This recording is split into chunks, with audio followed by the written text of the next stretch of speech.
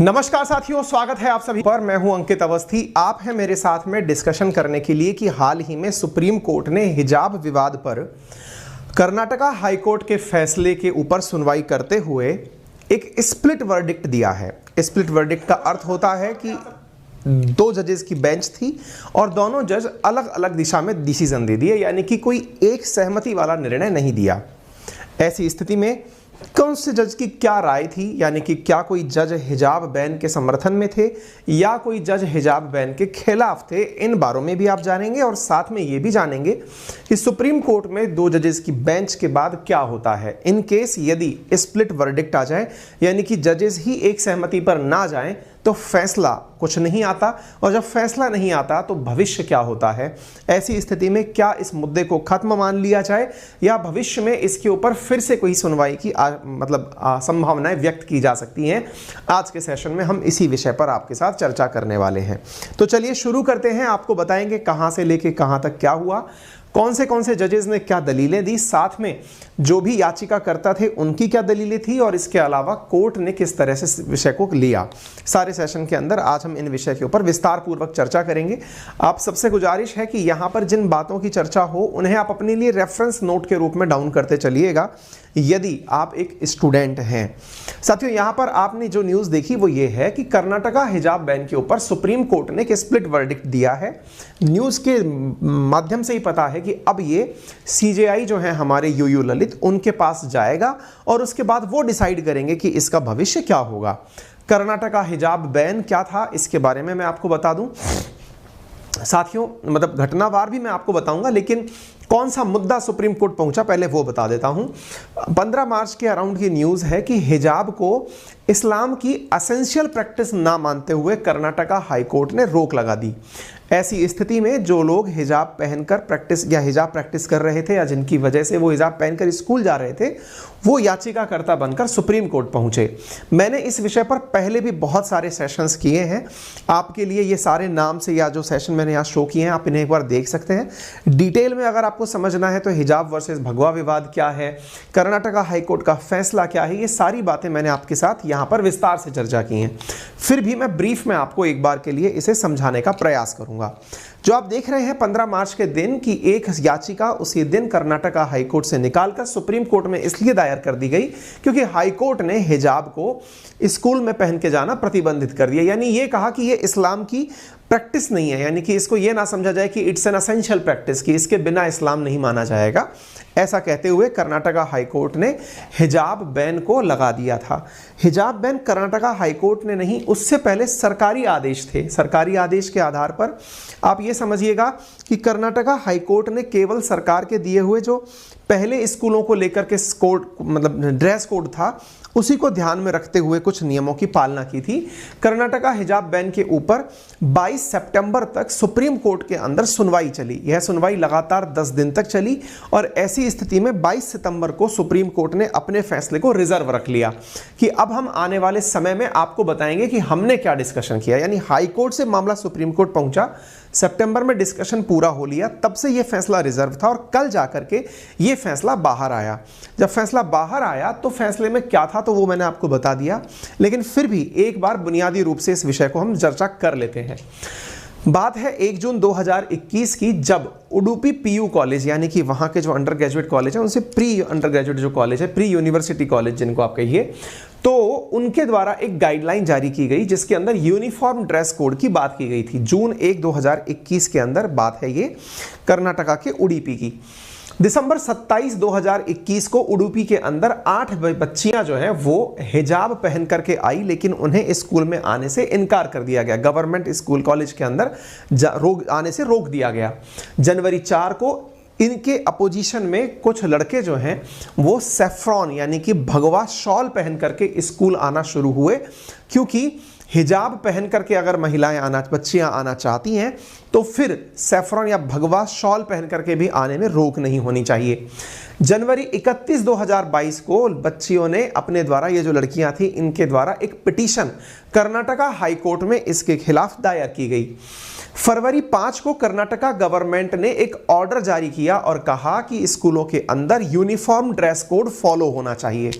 फिर यह मामला आगे बढ़ा। फरवरी 8, 2022 को ये जो मामला है ये कर्नाटका हाई कोर्ट में एक लार्जर बेंच को भेजा गया और ऐसी स्थिति में कर्नाटका के अंदर स्कूल बंद कर दिए गए, कॉलेजेस 3 दिन के लिए बंद किए गए। फरवरी 10 को हाई कोर्ट का एक अंतरिम आदेश आता है जिसमें कहा जाता है कि जो लड़कियां हैं, जो रिलीजियस या बच्चे जो हैं वो रिलीजियस जो अटायर पहनकर जा रहे हैं, चाहे वो भगवा शॉल हो या फिर स्कार्फ हो, उन्हें पहनकर जाने से रोका जाना चाहिए। ये कर्नाटका हाई कोर्ट का अंतरिम आदेश था। 15 मार्च को हाई कोर्ट ने एक वर्डिक्ट देते हुए कहा कि हिजाब इस्लाम का एक एसेंशियल पार्ट नहीं है।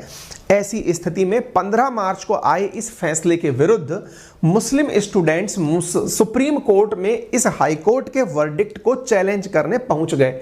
यानी 15 मार्च के दिन जैसे ही हाई कोर्ट का फैसला आया, सेम डे ही सुप्रीम कोर्ट में इस फैसले को चैलेंज करने के लिए सुप्रीम कोर्ट लोग चले गए। 5 सितंबर को सुप्रीम कोर्ट ने इस विषय के ऊपर सुनवाई करना शुरू किया। 22 सितंबर को सुप्रीम कोर्ट ने सारी सुनवाई करके अपने द्वारा हिजाब जजमेंट को बनाकर पैक करके रख लिया और कल यानी कि 13 अक्टूबर को सुप्रीम कोर्ट ने अपने द्वारा एक स्प्लिट वर्डिक्ट साइन किया, यानी कि एक प्रकार से बटा हुआ फैसला दिया। यानी कि ये कोई भी फैसला नहीं आया, अब ये फिर से एक हायर बेंच की तरफ जाएगा। यानी सुप्रीम कोर्ट के 2 जजेस का जो ये फैसला है, ये फैसला अब आगे जस्टिस यूयू ललित जी के पास जाएगा। अब वे ही तय करेंगे कि इसका भविष्य क्या होगा। कौन कौन जजेस थे और उनकी क्या दलीलें थी, आप उनको भी जान लीजिए, या उनके क्या फैसले थे, आप उनको भी जान लीजिए। सुप्रीम कोर्ट के प्रमुख किरदार सुनवाई करने वाली बेंच में जस्टिस हेमंत गुप्ता और जस्टिस सुधांशु धूलिया शामिल थे। जस्टिस गुप्ता के अनुसार, अब ये दोनों ने अपनी अपनी बातें रखी हैं, तो एक बार जस्टिस गुप्ता की बात समझिए। इन्होंने कहा हिजाब आवश्यक धार्मिक प्रथा नहीं है, ये जस्टिस गुप्ता का विचार था। वहीं धूलिया का विचार था कि लड़कियों की शिक्षा सबसे जरूरी है। इसका आधार क्या था कि लड़कियों को हिजाब के कारण स्कूल में नहीं आने दिया जा रहा है। ऐसी स्थिति में हिजाब से ज्यादा जरूरी है शिक्षा, तो शिक्षा को प्राथमिकता दी जानी चाहिए, अटायर को प्राथमिकता सेकेंडरी मिलनी चाहिए। ऐसी स्थिति में राइट टू एजुकेशन जो कि एक मूल अधिकार है, उसकी प्राथमिकता सबसे ऊपर आनी चाहिए। यह सुधांशु धूलिया जी का था, या यूं कहिए कि धूलिया जी ने जो हेड स्कार्फ पहनना है उसे इतनी प्राथमिकता ना देते हुए जो जस्टिस हेमंत गुप्ता जी हैं उन्होंने हिजाब पर आंसर किया और इन्होंने शिक्षा पर आंसर किया। इसके अतिरिक्त यहाँ पर जो मुस्लिम लड़कियों की तरफ से केस लड़ने वाले वकील थे उनमें राजीव धवन, देवदत्त कामत, संजय हेगड़े, निजाम पाशा और अन्य, कपिल सिब्बल जी का नाम भी यहाँ पर सुनने में आया है। वहीं सरकार की तरफ से जो पक्ष रखने वाले लोग थे उनमें advocate general Prabhuling Navadgi, additional solicitor general KM Nataraj, ये सरकार की तरफ से, क्योंकि केस स्टेट वर्सेस हो रहा है तो ऐसी स्थिति में ये लोग यहाँ पर शामिल थे।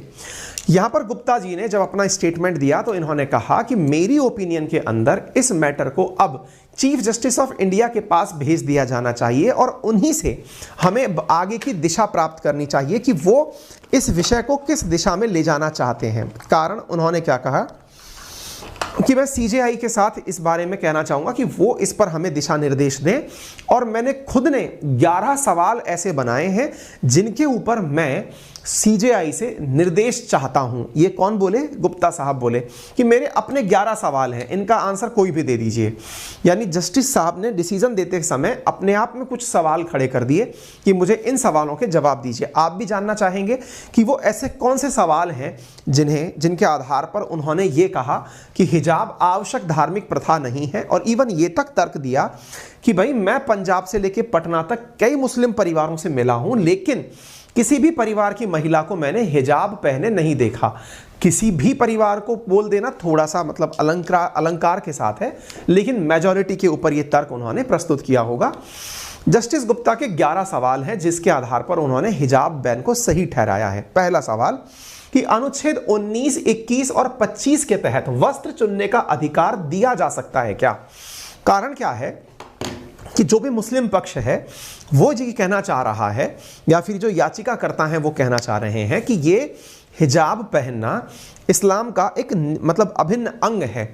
ऐसी स्थिति में चूंकि ये वस्त्र पहनने की आजादी है, क्या हम वस्त्र पहनने की आजादी को मूल अधिकार में डाल सकते हैं क्या? जैसे राइट टू प्राइवेसी को आर्टिकल 21 के अंदर डाल दिया गया था, क्या वैसे ही हिजाब को भी हम आर्टिकल 25 से कंक्लूड कर सकते हैं?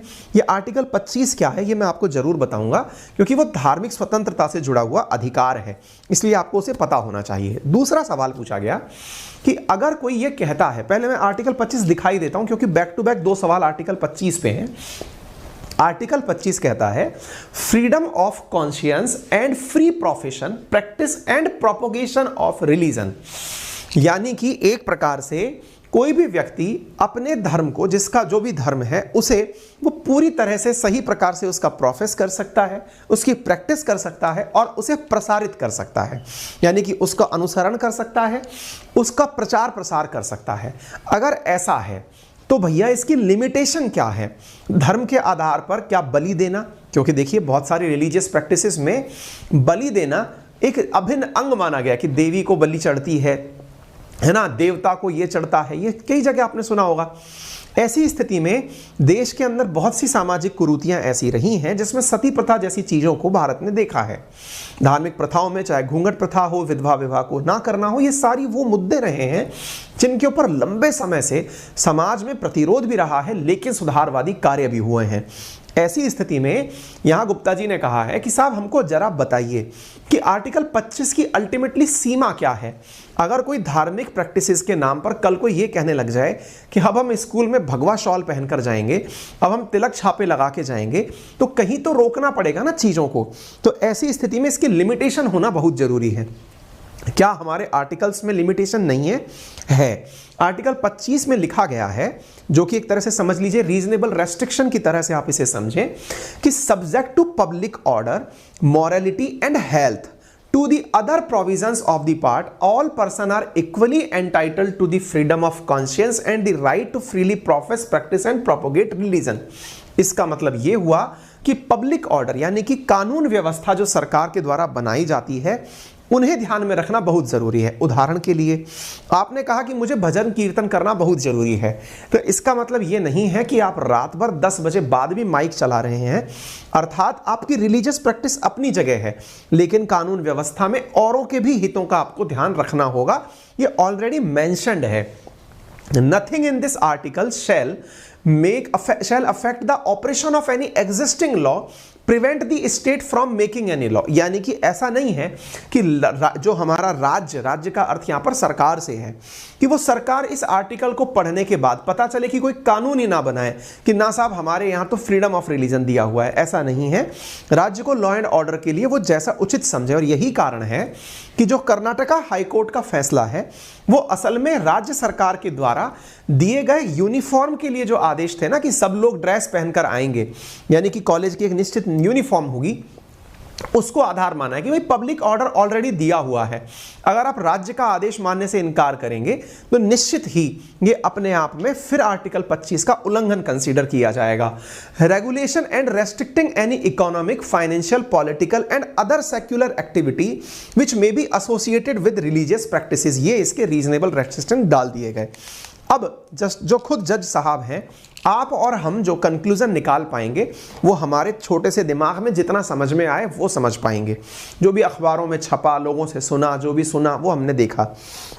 लेकिन जिनका पूरा जीवन इस प्रकार के आर्टिकल्स पर बहस करने में निकल गया, वो खुद ये चाहते हैं कि आर्टिकल 25 की सीमा क्या है ये तय की जानी चाहिए, क्योंकि आर्टिकल 25 के अंदर सब चीजें डाल दी गई हैं। रिलीजन का प्रैक्टिस करना है तो ये करिए, ये करिए, तो इसकी एक डेफिनेशन होनी चाहिए। ठीक है। व्यक्तिगत स्वतंत्रता और निजता के अधिकार की व्याख्या किस प्रकार से की जाए? फ्रीडम ऑफ एक्सप्रेशन का जब हम नाम लेते हैं आर्टिकल 19 के तहत, जो हमारे संविधान के तहत मूल अधिकारों में स्पीच और एक्सप्रेशन की बात करता है, तो क्या एक्सप्रेशन के अंदर हम किसी भी प्रकार का एक्सप्रेशन मान्य कर सकते हैं क्या? क्योंकि बहुत से लोगों ने यह कहा कि हिजाब का पहनना फ्रीडम ऑफ एक्सप्रेशन भी तो है, लोगों को अपने द्वारा क्या वस्त्र पहनने हैं इनकी आज़ादी दी जानी चाहिए। तो इन्होंने कहा ठीक है, अगर आप सब यही चाहते हैं तो सरकार, अपन थोड़ा और आगे चलते हैं, सीजेआई से कहते हैं कि वो संवैधानिक पीठ बनाएं, बढ़िया सारे जजेस को इकट्ठा करें और उनके साथ बहस छिले। बहुत सारे जज ये डिसाइड करें कि क्या कपड़े पहनना मूल अधिकार में शामिल किया जा सकता है, कि साहब मैं कौन सा कपड़ा पहनूं, ये मेरी निजता होनी चाहिए। क्योंकि हमारे देश में बहुत सारे ऐसे मुद्दे हुए हैं जिसमें बहुत सारे ऐसे मतलब जो कलाकार कहिए या फिर स्टार कहिए या मॉडल्स कहिए, उनके ऊपर केसेस हुए हैं। मैंने बहुत सारे केसेस, अभी रणवीर सिंह के ऊपर केस हुआ था न्यूडिटी को फैलाने के लिए। तो क्या आधार रखा जाए कि कोई कहे कि मेरा मूल अधिकार है कि मैं कैसे कपड़े पहनूं। अब कैसे कपड़े में कोई व्यक्ति न्यूड घूम रहा है तो उसका भी एक क्राइटेरिया होगा। ऐसे ही क्या कॉलेज छात्रों की यूनिफॉर्म पर फैसला कर सकते हैं, यानी कि क्या कॉलेज को यह अधिकार दिया जा सकता है। ऐसे तमाम फैसले, क्या हिजाब पहनना, इसे प्रतिबंधित करना धर्म की स्वतंत्रता का उल्लंघन है, यानी कि एक प्रकार से अगर हिजाब पहनने की अनुमति दे दी जाए या इसको प्रतिबंधित कर दिया जाए तो यह धर्म की स्वतंत्रता यानी आर्टिकल 25 को नुकसान पहुंचाता है क्या। आर्टिकल 19 में जहां अभिव्यक्ति की आजादी है उसे नुकसान पहुंचाता है क्या। कर्नाटक प्रतिबंध मौलिक अधिकारों का उल्लंघन करता है क्या, क्योंकि कर्नाटका हाईकोर्ट का जो फैसला है क्या उसे हम मौलिक अधिकारों का उल्लंघन मान सकते हैं। क्या हिजाब पहनना इस्लाम के तहत आवश्यक अभ्यास का हिस्सा है। क्या सरकारी आदेश शिक्षा का पहुंच के उद्देश्य को पूरा करता है। क्या अपील को संवैधानिक पीठ को भेजा जा सकता है। इन्हें भर भर के सवाल ऊपर भेज दिए। उम्मीद है इन्होंने जो सवाल भेजे उनमें जो संवैधानिक तथ्य बिंदु हैं वो आप समझ चुके होंगे। आर्टिकल 14 जो कि राइट टू इक्वालिटी की बात करता है, आर्टिकल 19 जो freedom of expression right to freedom की बात करता है, right to life and personal liberty की जो बात करता है वो आर्टिकल 21 है, और राइट टू रिलीजन जो है वो आर्टिकल 25 की बात करता है। इन्हीं को आधार बना करके इन्होंने अपनी बातें आगे भेजी हैं। अब धूलिया जी का विचार जान लीजिए। धूलिया जी ने कहा The main thrust of my judgment is to entire concept of essential religious practices was not essential to the dispute. The High Court took a wrong path. मतलब इनका कहना है कि एसेंशियल जो रिलीजियस प्रैक्टिसेस हैं वो इस मुद्दे में नहीं शामिल होना चाहिए था। मुद्दे में क्या शामिल होना चाहिए था? मुद्दे में स्कूल बच्चे जा पा रहे हैं या नहीं जा पा रहे हैं, ये विषय ज्यादा बड़ा होना चाहिए था। ये धूलिया जी का स्टेटमेंट है, ठीक है। The matter it is a matter of choice, nothing more and nothing less. अब कोई पहनना चाहता है या नहीं चाहता है इस आधार पर। यह तो नहीं कहा जा रहा ना कि सभी बच्चियां ये पहनकर आएंगी। कुछ बच्चियों ने अगर पहन लिया है तो इस आधार पर यह कह देना कि यह गलत है, यह बिल्कुल गलत धारणा मानी जानी चाहिए और यहां पर पढ़ाई को प्राथमिकता दी जानी चाहिए, ठीक है। यानी कि इसे मैटर ऑफ चॉइस कहा गया कि उन्होंने ड्रेसेस क्या पहनी। The foremost question of my mind was the education of girl child as are we making her life any better। अगर हमने उन्हें स्कूल आने से रोक दिया तो क्या उनकी लाइफ बेहतर हो जाएगी इस तरह से। That was a question in my mind, यानी कि आप हिजाब पहनने के कारण उन्हें स्कूल आने से रोक रहे हैं। एक तरफ आप चाहते हैं कि महिलाओं का उत्थान हो, बच्चियां पढ़ें, मदरसे की शिक्षा से बाहर निकलकर स्कूली शिक्षा में एंट्री करें, वो अपने मतलब जो रीति रिवाज कुरीतियां जो उनके लिए जकड़न बनी हुई हैं कि नहीं हमें एक ही तरीके से रखना है, हमें एजुकेशन नहीं लेनी है। बहुत सारे आसपास के देश ऐसे हैं जो महिला शिक्षा के प्रखर विरोधी हैं। आप मलाला यूसुफजई को क्यों नोबेल पुरस्कार मिला, इसके पीछे आप बहुत बड़ा आधार जानते हैं कि पाकिस्तान में उनकी एजुकेशन के कारण उनके ऊपर फायर हो गया था, उनको मारने का प्रयास किया गया था कि ये पढ़ना क्यों चाहती है। ऐसी स्थिति में अगर बच्चियां घर से बाहर निकलकर पढ़ने जा रही हैं तो प्रैक्टिसेस में पढ़ने को बढ़ावा दिया जाना होना चाहिए रादर देन हिजाब को लेकर के, क्योंकि बहुत सारे समाज के तत्व ऐसे हैं जो चाहते हैं कि बच्चियां ना पढ़ें। तो पढ़ाई को आप प्रमोट करिए, ना कि हिजाब विवाद को। तो इसलिए उन्होंने कहा कि हाई कोर्ट ने अलग दिशा पकड़ ली, ठीक है। तो उम्मीद है कि आपको यह बात समझ में आए। इसी कारण से दोनों ही लोग अपने फैसले के अंदर बट गए। जब बट गए तो यह फैसला स्प्लिट वर्डिक्ट कहलाया, और ऐसे फैसले जो यानी कि वर्डिक्ट होते हैं उन्हें सीजेआई के पास भेजा जाता है, यानी चीफ जस्टिस ऑफ इंडिया के पास भेजा जाता है यदि सुप्रीम कोर्ट में ऐसा हो। अक्सर जब इवन नंबर के अंदर लोग डिसीजन लेने बैठते हैं 2, 4, 6, तब जाकर के इस प्रकार की संभावनाएं आती हैं। 2 जजेस ही सुप्रीम कोर्ट में बैठते हैं, इससे ऊपर फिर 3, 5, 7 की बेंच बनती हैं। 5 की बेंच को आप संवैधानिक पीठ के नाम से जानते हैं। सुप्रीम कोर्ट के अंदर सीजेआई जो कि मास्टर ऑफ रोस्टर होते हैं, यानी वो डिसाइड करते हैं कि किस मामले को किसे देना है। तो आने वाले विषय में यानी आने वाले समय में ये विषय किन के पास जाएगा, ये उन्हीं के पास डिसीजन का निर्णय लेना है। क्या हाल ही के दिनों में ऐसा हुआ है कि स्प्लिट वर्डिक्ट आया हो? बिल्कुल हुआ है। मैरिटल रेप के केस में दिल्ली हाई कोर्ट ने भी एक स्प्लिट वर्डिक्ट लिस्ट साझा किया था।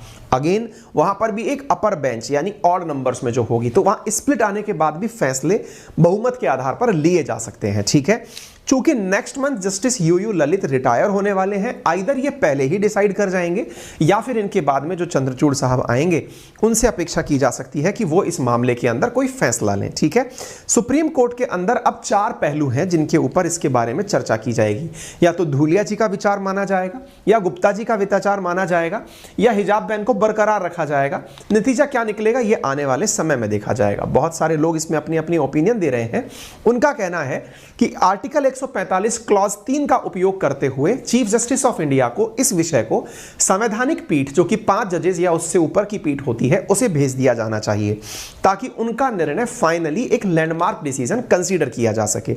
हर तरफ से जो वकील हैं उनकी अपनी अपनी दलीलें हैं। फिलहाल मैं दलीलें उनको डिस्कस इसलिए नहीं करूंगा क्योंकि मैंने विषय को काफी अच्छे से आपको समझाने का समझाने का प्रयास किया था। उम्मीद है आपको विषय अच्छे से समझ में आया होगा। अगर आया हो तो एक बार के लिए आप इस सेशन को लाइक जरूर करिएगा, सेशन को जरूर अपने साथियों से भी शेयर करिएगा।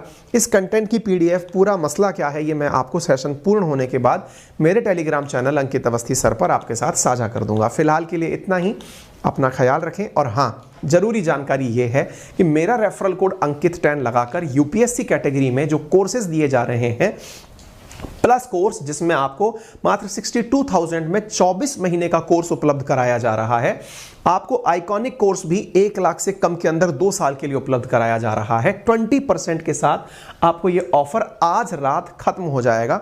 यदि आप में से कोई भी विद्यार्थी इस कैटेगरी में कोर्सेज लेना चाहते हैं तो आप ट्राई कर सकते हैं। 13 अक्टूबर से ही अनअकैडमी के टॉप एडुकेटर्स के द्वारा नए बैचेस शुरू हुए हैं, आप उन्हें ज्वाइन कर सकते हैं, जिसमें प्रीलिम्स और मेंस इंटीग्रेटेड बैच शुरू किए गए हैं। ये आने वाले 2023 और 24 के लिए बेहतरीन बैच साबित होंगे, आप इन्हें ज्वाइन कर पाएंगे। आप यूपीएससी की तैयारी करने के लिए 0% इंटरेस्ट रेट पर ईएमआई का लाभ भी ले सकते हैं, यानी आप मात्र 4,364 रुपए प्रति माह के अंदर बिना किसी ब्याज के मात्र 2 घंटे के पेपर वर्क के साथ कोर्सेज परचेज कर सकते हैं। अधिक जानकारी के लिए आप हमारी टेक्निकल टीम को 7878158882 पर कॉल कर सकते हैं।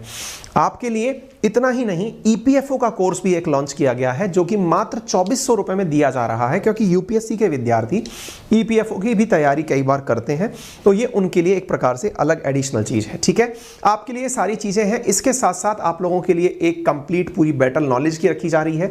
एक आपके लिए आने वाले सैटरडे यानी कि अक्टूबर 22 को एक कॉम्बैट रखा जा रहा है, जिसमें आप पार्टिसिपेट करें और बहुत अल्टीमेट प्रकार के आप उपहार यहां पर जीत सकते हैं। तो उम्मीद है कि आप जरूर इसके अंदर भाग लेंगे। फिलहाल के लिए इतना ही। Use my referral code Ankit 10 to avail 10% discount on all type of subscriptions. धन्यवाद।